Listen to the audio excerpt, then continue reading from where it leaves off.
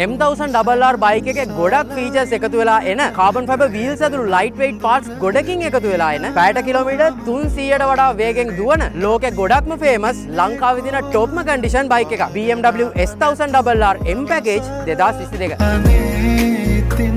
මගේ නිසා බලන්න ඉන්නවා සිතා මගේ නැතත් නනේ ඔයා හිමින් සිනාසිලා මෙහිත සනසවදෙනා නුඹ ළඟ හිඳ